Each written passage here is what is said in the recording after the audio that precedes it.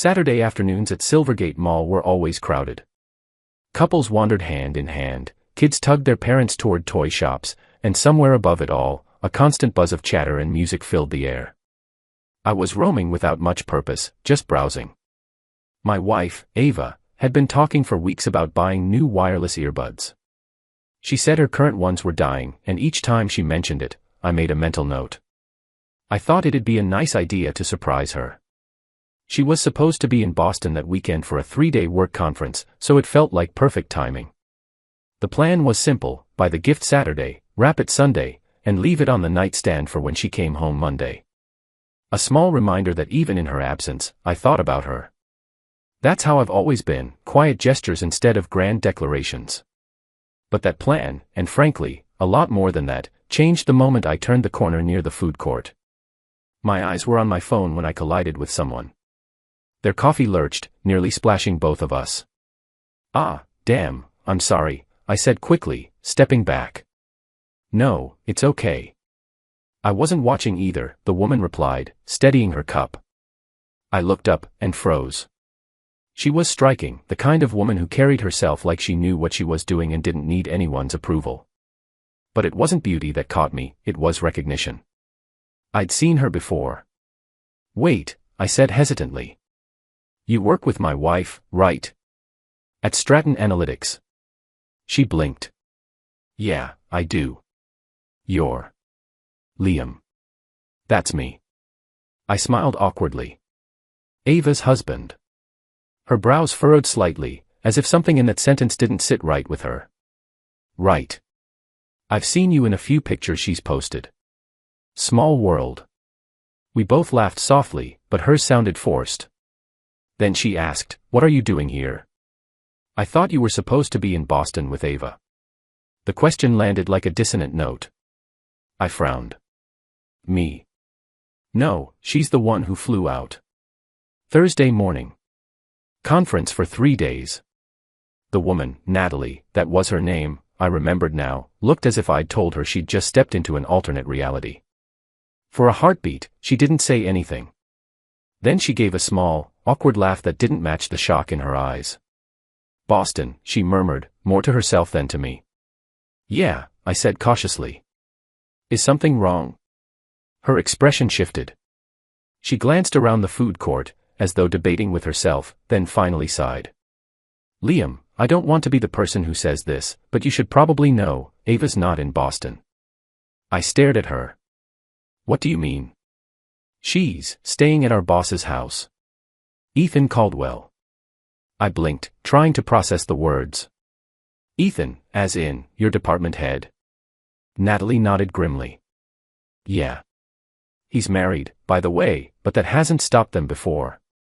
The mall suddenly felt too loud, the music, footsteps, laughter, it all clashed around me as if trying to drown that single sentence. "That can't be true," I said quietly, shaking my head. She showed me her flight ticket. Her hotel reservation. "I know," Natalie said softly. "She's good at details. But she's done this before, used fake trips as cover. Everyone at work knows. It's this unspoken thing nobody talks about." I tried to laugh, but it came out hollow. "Why are you telling me?" "Because," she said firmly, "you seem like a decent man. And she's been walking all over people for months. I'm tired of watching her manipulate everyone and pretending it's okay. You deserve to know what she's really doing." Her tone silenced any argument I might have had. I didn't say anything for a long while. Natalie stood there, studying me carefully. When she realized I wasn't storming off, she added, "I can show you proof. Texts. Screenshots. But maybe not here." I hesitated, my pulse heavy in my throat. Then I nodded. "All right." "Where?" "There's a place called Harper's Grill, on Oak Street. Casual, quiet. 7 works. 7's fine." She gave a faint, relieved nod. "I'll be there. And, Liam. I'm sorry. I wish I didn't have to do this." She walked away, leaving me in the middle of the mall with the noise of strangers echoing in my head. I looked down at the earbuds in my hand, the ones I'd planned to buy for her, and suddenly they felt pointless. I set them back on the shelf and walked out without another glance. I arrived at Harper's Grill early. The place had dim lighting, leather booths, and a jukebox that clicked monotonously in the corner. It smelled like grilled meat and coffee, a strange but comforting combination. Natalie showed up 5 minutes early, wearing a simple navy blouse and jeans, looking more relaxed but still serious. "Thanks for coming," I said as she slid into the booth across from me. "I figured you'd want answers," she replied. "I brought evidence. But I need you to promise me something." "What's that?" "Don't do anything impulsive. I've seen how this kind of thing plays out, and it never ends well when emotions take over." I gave a humorless smile. "Don't worry. I think I'm past the emotional part." She studied me, maybe deciding whether she believed that, before turning her phone toward me. "This one's from June. Ava messaged our work chat saying she'd be working late on a client proposal. Look at the timestamp." I read the message. Then Natalie swiped to the next photo, an Instagram post from that same night. Ava, sitting across from Ethan at an upscale restaurant, wine glass raised, smile flawless. The caption read, "Much needed break from spreadsheets." "Here," Natalie said, flipping to another. She told HR she needed to leave early for a dentist appointment. 2 hours later. Story posted from a rooftop lounge. By the fourth screenshot, I didn't even bother reacting. I just kept reading, nodding faintly, my mind already racing ahead. This has been going on for how long?" I asked finally. "At least 6 months that I've personally noticed. But honestly, probably longer. It started quiet, private lunches. Then overnight stays started slipping into the pattern. And no one said anything. Of course not. He's the boss. He writes our performance reviews. And she uses that. She's gotten 2 raises since she started seeing him. People don't challenge her. They can't." I rubbed a hand over my face. "Jesus. I'm sorry, Liam. I didn't want to be the one to ruin your day." "No," I said quietly. "You didn't ruin it. You just stopped it from being a lie." She looked at me, compassion flickering in her eyes. "For what it's worth, I told you because you seem like a decent guy. She's been treating people terribly at work. This is just the tip of it." I nodded slowly, setting her phone down. "Thank you for being honest with me." We talked for another half hour, how Ava undermined her coworkers, how she bragged about her influence, how people had stopped trusting her. Every story drove the knife a little deeper, but for each cut, the numbness grew stronger. When the server dropped the check, I insisted on paying. "You've done enough tonight." At the door, Natalie said, "Promise me you'll think before you act." "I'll think," I said. "But I'm not letting this slide." Sunday morning, dawn broke pale over the city, spilling light through my kitchen blinds. I could barely sleep, though when I finally did wake, I felt strangely calm, like I'd crossed the border between emotion and strategy. I brewed coffee, sat at the table with my laptop, and began. First stop, our shared credit card portal. Within minutes, I found confirmation in black and white. Thursday night, charge at Crestview Steakhouse, right here in Silvergate. Friday afternoon, a transaction from a wine bar 6 blocks from our apartment. Saturday morning, a cafe in Eastlake. Not a single purchase from Boston. I took screen grabs of everything, labeling them by date and location. Then I opened the family locator app we'd set up last year, for safety reasons, she'd said, so we could see each other's locations when traveling. Her last 3 days' signal hadn't moved out of Silvergate. In fact, it stayed locked in the same residential area the entire time, an affluent neighborhood called Glenhaven Ridge. A quick property search gave me the owner's name. Ethan Caldwell. I leaned back, stare fixed on the screen, and for the first time in months, I felt absolutely certain of something. She hadn't even tried to hide it. By afternoon, I had an evidence folder so detailed it could survive court. Screenshots from Natalie, credit card records, location history, property documents. Then I started looking up divorce attorneys. By evening, 2 had responded. I booked an appointment for Tuesday morning. A little later, my phone buzzed. "Ava, miss you. Conference is going great. Can't wait to be home. I stared at the message for a long moment, then typed back. Glad it's going well. Travel safe tomorrow. Nothing more. No suspicion, no hint.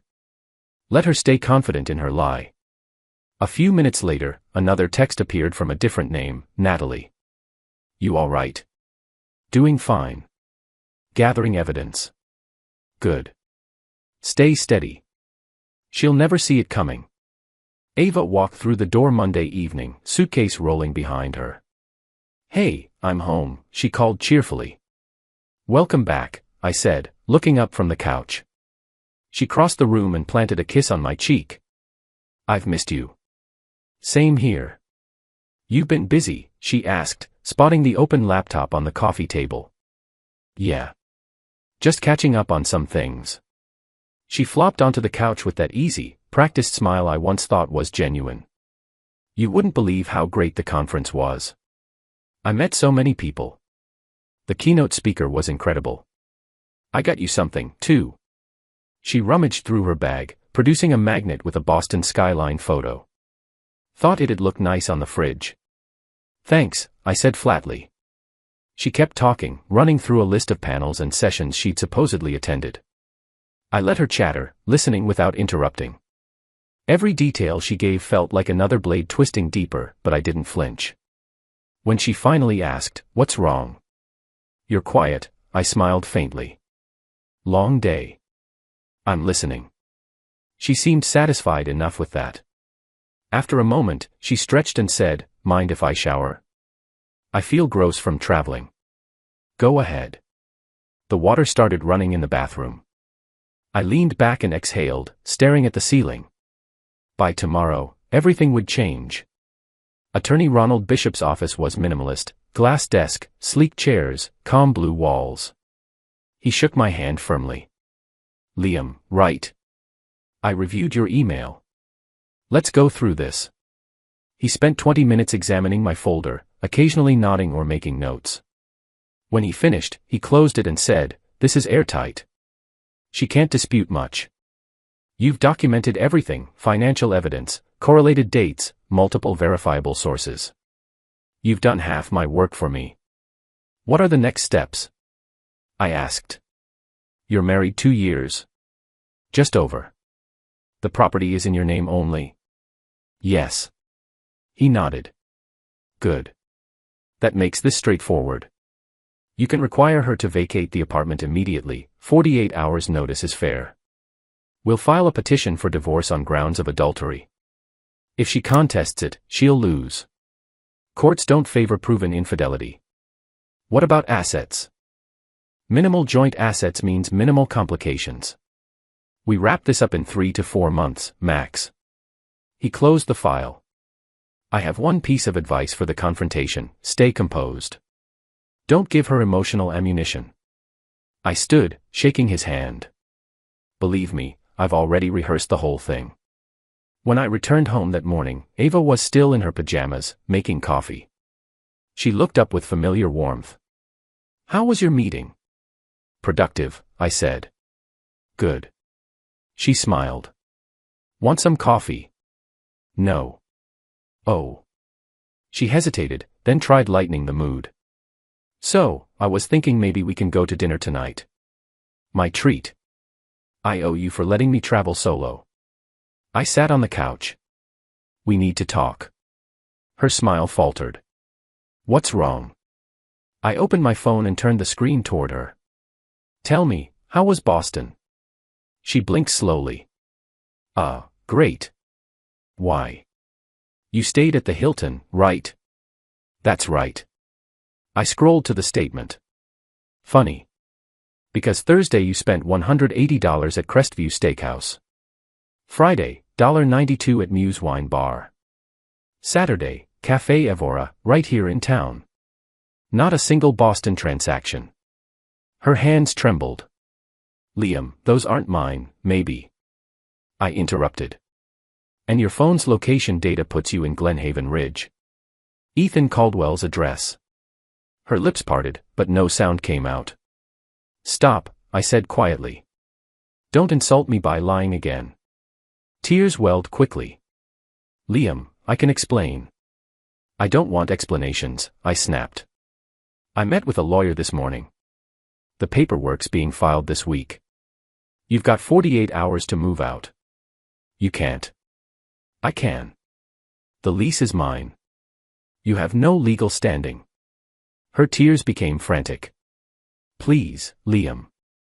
I'll end it. I'll quit my job. We can fix this. No, Ava. You can't fix something that's already broken at the core. She grew defensive, classic Ava. You're really just throwing everything away. What about love? I laughed softly. Love? You killed at the moment you climbed into another man's bed. She glared, voice cracking. You're being cruel. No. I'm being done. She stared at me for a long time, then turned abruptly and stormed to the bedroom. I sat there listening to drawers opening, hangers sliding. My hands were steady. My heart wasn't racing anymore. An hour later, she came out, dragging 2 suitcases. I'll come back for the rest, she said, avoiding eye contact. Fine, I said evenly. Text me first. She paused at the door. You really don't care anymore, do you? I met her eyes. No. I care about peace now. Over the next few days, she called, first pleading, then accusing, then threatening. By Wednesday morning, I'd blocked 3 different numbers. On Thursday, her mother called, hurling guilt down the line. You can't just abandon her like this, she shouted. I didn't abandon her, I said calmly. She cheated. There's a difference. She made a mistake. No, I said. She made choices. I ended the call before she could reply. By Friday, Natalie texted, heads up, Ava showed up at the office yesterday. Tried stirring trouble. Security escorted her out.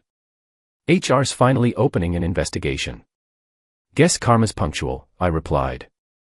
That evening, as I unlocked the door to my building, Ava was waiting at the top of the stairs. Liam, please. Just 5 minutes. I don't have 5 seconds, I said, stepping past her.